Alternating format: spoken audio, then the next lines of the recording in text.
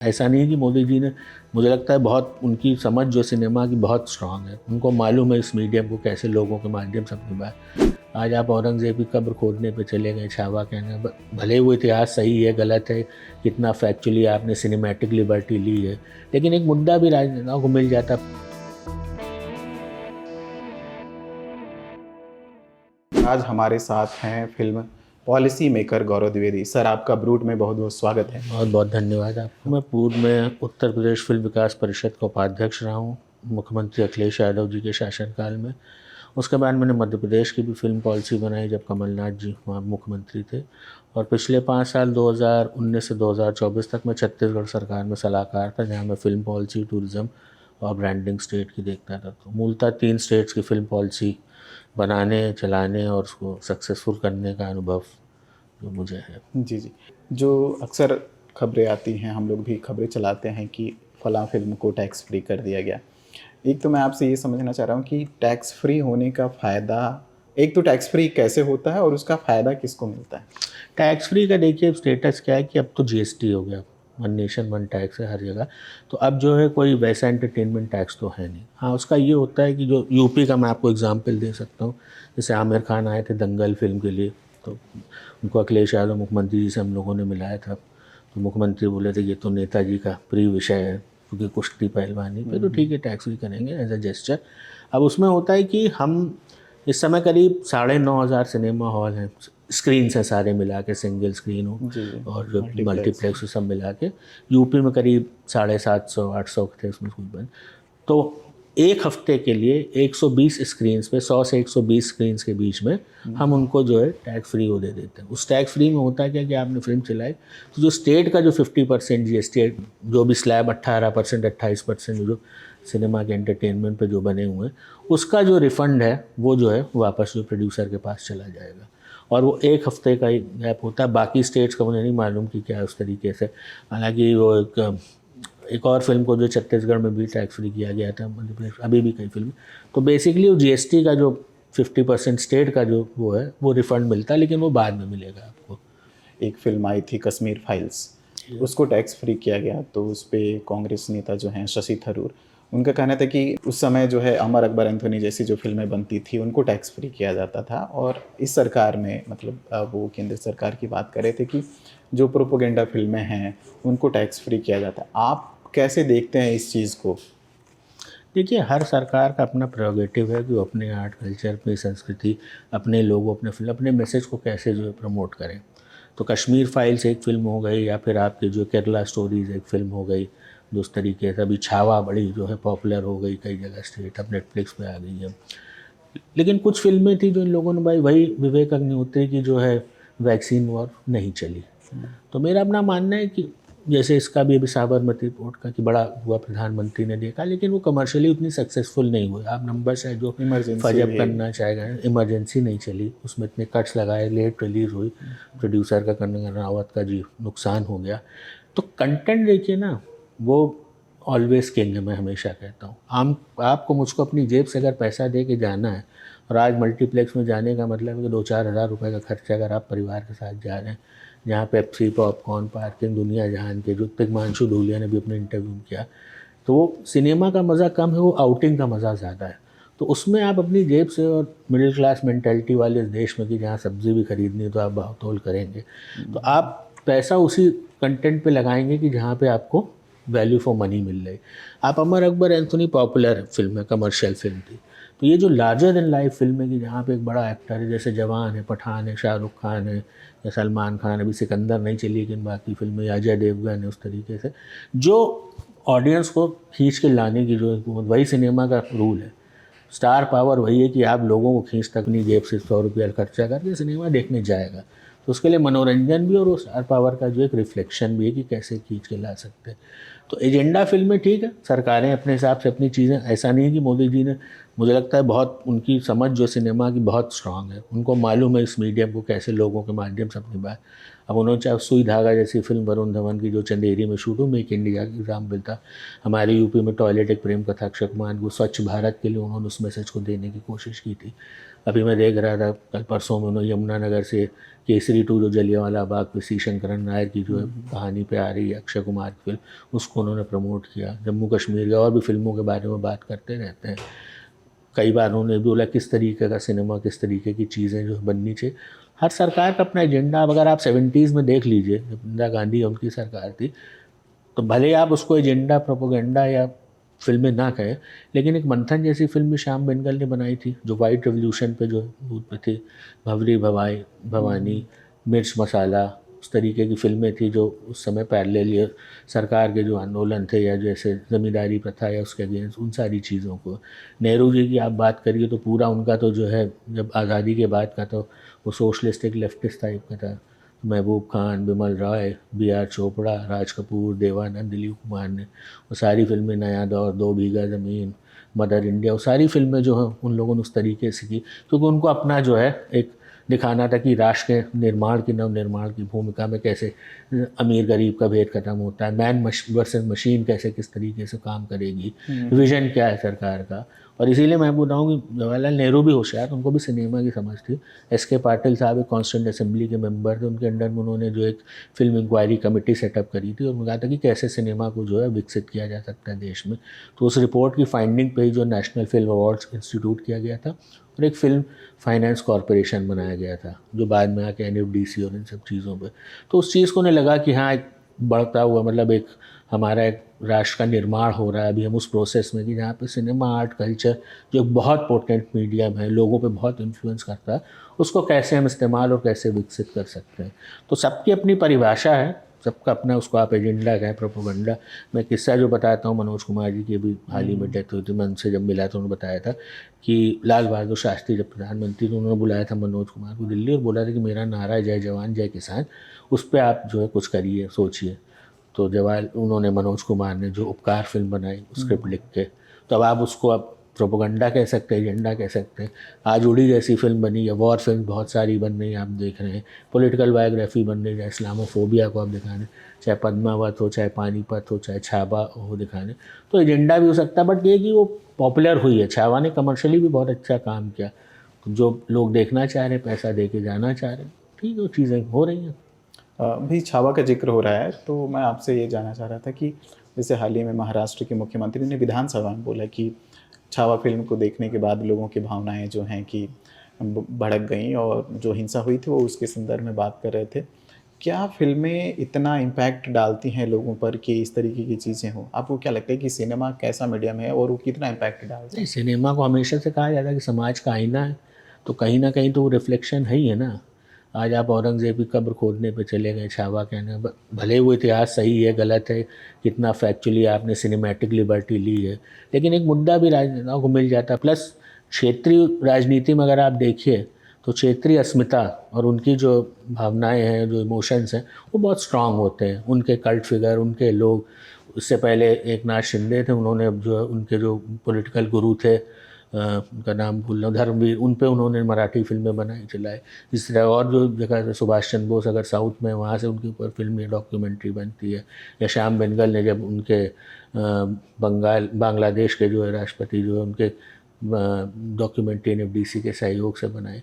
तो वो चीज़ें उन लोगों को लार्जर देन लाइफ दिखाने की कोशिश जो है, करने की कोशिश, हर एक की अपनी राजनीति भी। और सिनेमा में बोला ना कि बहुत पोटेंट माध्यम है, लोगों तक रीच बहुत ज़्यादा है कि लोग अपनी जेब से पैसा दे के जो है वो चीज़ देखना चाहते हैं। लेकिन वो देखेगा भाई, मैंने फिर बार बोलूँगा, कंटेंट इज किंग, वो अपने हिसाब से देखेगा अगर उसको समझ में आएगा। और दूसरा क्या कि अब देखिए टेक्नोलॉजी बहुत बढ़ गई है। जी जी। अब आप जो है ना, मतलब क्वालिटेटिव जब तक आप नहीं बनाएंगे, मैं जो डिफरेंस देख रहा हूँ साबरमती रिपोर्ट में और छावा में, छावा टेक्निकली बहुत सुपीरियर, प्लस विक्की कौशल जैसा एक स्टार था जिसको लोग पॉपुलर पसंद करते हैं, जो है उसकी पहले की फिल्में उड़ी भी चली और भी चीज़ें चली, ऊधम सिंह पे उसने करी है, तो वो उसके पुल करने की ताकत है। प्लस उस कैरेक्टर में आ गया मुंबई महाराष्ट्र जो वहाँ का गढ़ है, पॉलिटिक्स उस समय गर्म हो रही थी सारी, तो उन सारी चीज़ों का भी फ़ायदा कहीं ना कहीं मिला है। लंबे समय से हिंदी सिनेमा में इक्का दुक्का फिल्में चल जा रही हैं, लेकिन बहुत सारी फिल्में जो हैं कि कमर्शियली उस तरीके से सक्सेसफुल नहीं है। अभी ईद पर जो सलमान खान की सिकंदर आई थी वो भी नहीं चली।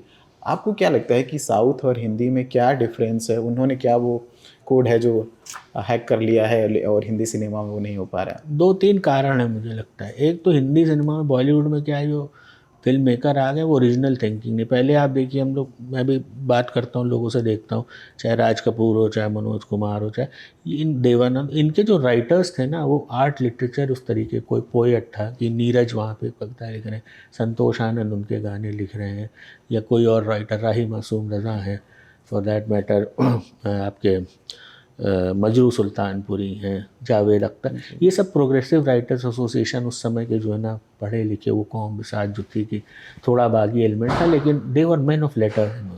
आज की तारीख में क्या है, जो यशराज और धर्मा प्रोडक्शन हो गया कि जो जिन लोगों ने जो है नोएडा देखा नहीं, और वो नादानिया जैसी फिल्म बना दे रहे हैं यहाँ कैंपस में, बैठे हो बांद्रा जूहू में, तो उनको मालूम नहीं है कि जो है नोएडा क्या है। तो कंटेंट और राइटिंग जो ओरिजिनल नहीं हो रही है बॉलीवुड में। दूसरा क्या है कि कॉस्ट बहुत ज़्यादा हो सिनेमा स्टार की वजह से आने से, जो है कि जो चीज़ 100 रुपये की वो 150-200 रुपये में बन रही है, तो उसकी रिकवरी उतनी मुश्किल होगी। तीसरा क्या, टिकट के दाम जो है ना यहाँ बहुत ज़्यादा है। आप एवरेज मल्टीप्लेक्स देखिए 700-800 रुपये से कम वीकेंड पे आपका नहीं होगा। साउथ में क्या है, तमिलनाडु से हमारा एसोसिएशन बहुत स्ट्रॉन्ग है फिल्म की, तो उनके टिकट की जो कैपिंग है ना, वो एक बियॉन्ड नहीं बढ़ने देते हैं। दूसरा जो है उनका ये है कि फ़िल्म की रिलीज़ में जो पब्लिसिटी है, प्रमोशन होगा, उसका भी बजट फिक्स कर देते हैं। तो बड़ी फिल्म वर्सेस छोटी फिल्म में ऐसा नहीं है कि कोई बड़ा प्रोड्यूसर है तो वो 1000 रुपया खर्चा कर देगा और छोटे उसके जो सिर्फ 100 पोस्टर्स छपेंगे। तो वो सेम्बलेंस वो लोग रियलिस्टिक है समझ। दूसरा उन राइटिंग जो जिस तरह से विजेंद्र प्रसाद जो हैं, जिन्होंने बाहुबली और सारी चीज़ पुरानी, तो माइथोलॉजी जो चीज़ चल रही है, कई उनकी फिल्में नहीं, जैसे अजीत जो एक साउथ के हैं, उनकी भी 2-3 फिल्में नहीं चली तरीके से, कुछ अच्छी कर गई हैं। लेकिन ये है कि कंटेंट जब तक, अभी रामचरण तेजा की जो एक फिल्म आई थी वो नहीं उतनी चली जितनी पॉपुलर होनी चाहिए, क्योंकि बहुत बड़े सुपरस्टार हैं। तो कंटेंट, प्राइसिंग जो है और कॉस्ट कंट्रोल अगर जब तक आप नहीं करेंगे लोगों समझ से, तो फिल्में आपकी चलेंगी नहीं। यही वजह है कि मैं देख रहा हूँ कि हिंदी, तमिल, तेलुगु इनकी फिल्में जो डब होकर यहाँ आ रही, या वहाँ की कहानियाँ उठा के वही आप जो है रीमेक करने की कोशिश कर रहे हैं, बट वो चलती नहीं, क्योंकि आप दूसरी सेंसिबिलिटीज या ज़्यादा कॉस्टली जो फिल्म बना दे रहे हैं। साउथ के सिनेमा के साथ एक और चीज़ है कि सर, जैसे हम अवार्ड वगैरह की बात करते हैं, एकेडमिक अवार्ड हों या वो, उधर की फिल्में जा रही हैं, अपनी जगह बना रही हैं, कई बार कई मौक़ों पर अवार्ड भी जीत रही हैं, लेकिन हिंदी सिनेमा की जो फिल्में जैसे ऑस्कर और बाकी सारी चीज़ों के लिए जाती हैं, वो पहले ही बाहर हो जाती हैं। इसको आप कैसे देखते हैं कि कंटेंट, मतलब कमर्शियली तो सक्सेसफुल हैं ही साउथ की फिल्में, लेकिन कंटेंट के लेवल पर भी आप देखें और अवार्ड वगैरह के मामले में, तो भी वो अपना मतलब थोड़ा बहुत इंडिया को रिप्रेजेंट करती नज़र आ रही हैं। नहीं, ऑस्कर्स और बाकी सब जगहों पर हुआ कि अब अवार्ड में भी डाइवर्सिफिकेशन बहुत ज़्यादा हो गया, प्लस डॉक्यूमेंट्री और सारी कैटेगरीज भी उन्होंने जो है रख दी हैं।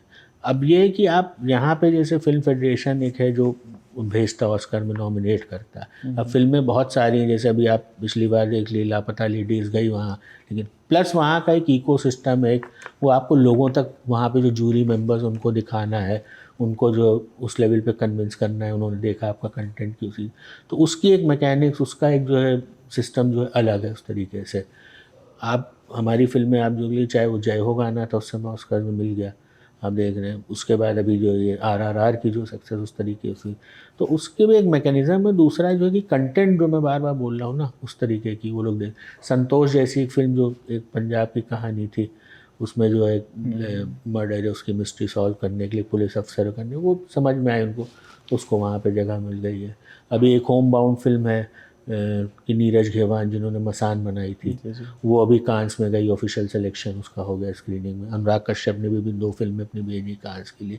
तो मैं बार बार बोलूँगा वही कि कंटेंट जब तक नहीं समझ में आएगा ना, और कहानी में उनको नयापन या नवीनता नहीं दिखाई देगी कि आप इंडिया को किस पर्सपेक्टिव या किस कहानी को, हमारा देश तो बोलते हैं सपेरों का देश हो, किससे कहानियों का देश, इतने पंचतंत्र दिए बचपन से हम लोग सुनते आए, तो वही जो है सारे रीजंस हैं उसके भी।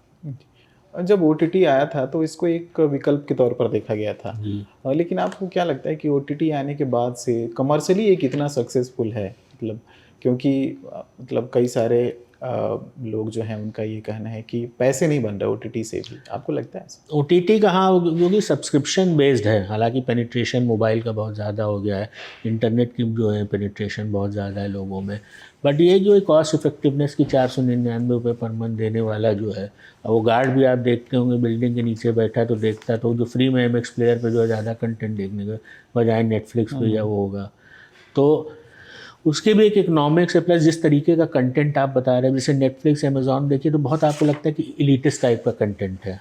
इक्का दुक्का आपको कहीं उस तरीके की कहानी आ जाएंगी जो कि आपको लगता है कि लापता लेडीज़ या 12th फेल जो उस टाइप की कहानी हो गई है।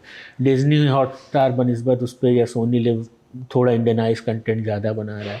तो ये कि आपका जो नीश ऑडियंस कौन सा, कि आप मल्टीप्लेक्स के लिए फिल्म बना रहे हो या मासेस के लिए बना रहे हो क्या, तो उस बिज़नेस में वही है। और प्लस सब्सक्रिप्शन बेस्ड है तो कितना पैसा आ रहा है, कितना आप कंटेंट में जो लोगों को दे रहे हो सारी चीज़ें, कितना चर्न आउट करा रहे हो। अब मैं तो देख रहा हूँ अभी शायद ENY की मैंने एक रिपोर्ट पढ़ी थी जिसमें बोला था कि जो है अगले 2 साल में 3,500 करोड़ रुपए का कंटेंट चाहिए। तो ऑन एवरेज जो 5-6 मेजर OTT प्लेटफॉर्म्स हैं उनको हर हफ्ते या हर तीसरे दिन एक नया जो शो, हमारी एपेटाइट जो आपको लगता है पाताल लोक का सीज़न 1 ख़त्म, अगला कब आएगा, जबकि आने में साल 2-2 साल बन जाए, तो उसकी भी एक कॉस्ट है। तो basically it is it's a creative business. तो आप क्रिएटिव सही कंटेंट आप तलाश कर रहे हैं कि नहीं, और प्लस उसको कितना कॉस्ट इफेक्टिव लोगों की जेब से कितना है, वही जो मैं बोल रहा हूँ, टिकट का पैसा उधर और सब्सक्रिप्शन का पैसा इधर है, तो उस हिसाब से चीज़ें होंगी। जी जी। आपको लगता है कि जो मौजूदा सरकार है केंद्र में या कई सारे राज्यों में भी, वो जिस तरीके से सिनेमा का एक मीडियम के तौर पर इस्तेमाल कर रही है, वो पहले की सरकारों ने या विपक्ष जो है उसको उस तरीके से नहीं कर पा रहा? विपक्ष को मुझे लगता है आज के दौर में जो विपक्ष, उसको सिनेमा की समझ है नहीं कि कैसे इस मीडियम को आपको इस्तेमाल, जब वो अपने सरकारों में रहे थे, राज्य में उनकी सरकारें रही थी उस तरीके से। आप तेलंगाना का एग्जाम्पल आज की तारीख में देख लीजिए, आप पता चला वो नागार्जुन के यहाँ जो नोटिस भेज दे रहे उनकी दीवार तोड़वा दे रहे, फिर कहीं आप चिरंजीवी के यहाँ कुछ कर दे रहे। तो ये जो बदले की जो मंशा से आप राजनीति करना चाहोगे ना, उससे नहीं है। फिल्म वाले आप इज्जत दोगे, उनको प्यार दोगे, उनका जो है इंटरेस्ट प्रोटेक्ट करोगे, उनको अपने अच्छा सहूलियत दोगे शूट करने को, तो वो आपके लिए बिक जाएंगे। And they are independent. आप सिनेमा एक पैशन है, आपने कई कहानियाँ सुनी कि लोग घर छोड़ के चले आए, माँ बाप ये वो, उस पैशन के लिए। तो उस पैशन के जब वो मोह माया बंधन उन्होंने छोड़ दिए, तो जिसकी लड़ने की ताकत है वो ऐसे नहीं करेगा। उसका अपना मीडियम, अपना एक थॉट प्रोसेस है, क्रिएटिव है, उस तरीके से जो है वो अपना जो कंटेंट बनाएगा उसको दिखाएगा। चाहे इंडिपेंडेंट, चाहे आप सुधीर मिश्रा हो, तिग्मांशु धूलिया हो, अनुराग कश्यप हो, अनुभव सिन्हा है। अनुभव सिन्हा ने बहुत फिल्में जो हमने यूपी में देखी जो लगता था कि सरकार के आर्टिकल 15 है, जो एक दलित की कहानी उन्होंने इशू उठाया, उसके बाद थप्पड़ एक सोशल इशू उन्होंने उठाया, मुल्क उन्होंने हिंदू मुस्लिम उसकी चीज़ों में, जबकि योगी आदित्यनाथ की सरकार थी, लेकिन उन्होंने रोका नहीं फिल्म बनाने से, उनको ना कोई रिस्ट्रिक्शन हो, भले सब्सिडी देर से मिली, वो सारी चीज़ें हैं। या अभी रेड 1 रेड 2 यूपी में शूट हुई थी, अजय देवगन आए थे उन्होंने, वो भी एक रियल कहानी थी, उस तरीके से एजेंडा था कि नहीं तो अलग चीज़ थी।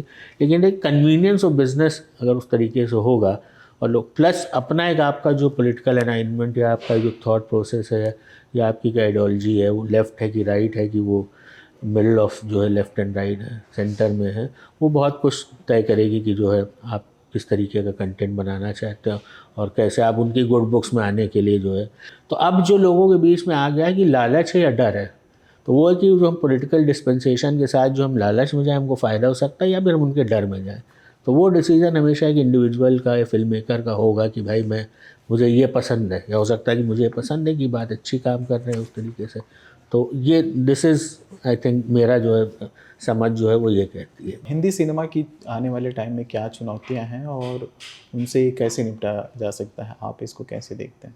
मैंने आपको वही बताया, हिंदी सिनेमा जब तक अच्छा कंटेंट नहीं आएगा, ओरिजिनल राइटर्स नहीं आएंगे लिखने वाले, जो जुहू से बांद्रा के बाहर जो रहे हैं, हालांकि बहुत सारे मैं देखता हूँ, आप देखिए चाहे यूपी से वो, क्योंकि यहाँ की ज़बान साफ़ या अच्छे लोग उस तरीके से लिखने वाले, तो चाहे तिग्मांशु धूलिया हैं, सुधीर मिश्रा हैं उस जनरेशन के, विशाल भारद्वाज हैं, अनुभव सिन्हा हैं, विशाल भारद्वाज के असिस्टेंट अभिषेक चौबे, बहुत सारे लोग हैं आर्ट कल्चर पढ़ने लिखने, क्योंकि मीडियम जो है ना, मतलब पढ़ाई लिखाई आर्ट कल्चर उस तरीके से। तो कंटेंट एक चीज़ डिसाइड करेगा, दूसरा आप कितना कॉस्ट इफेक्टिव सिनेमा बना रहे हैं। आप स्टार पावर या उनके चक्कर में रहेंगे या उस तरीके से बड़े वो इक्का दुक्का 2-4 बड़ी फिल्में चलेंगी तो। और तीसरा एग्जीबिशन का विंडो है। हालांकि ENY के भी जो एनुअल रिपोर्ट फिक्की के साथ आती है, तो उसमें बोला कि 15 से 20% पर एनम पे जो है सिनेमा का जो है ग्रोथ है। तो आने वाला समय तो अच्छा है कि लोगों का। बातचीत के लिए बहुत बहुत शुक्रिया सर। आपका बहुत धन्यवाद कि आपने मुझे बात करने का मौका दिया।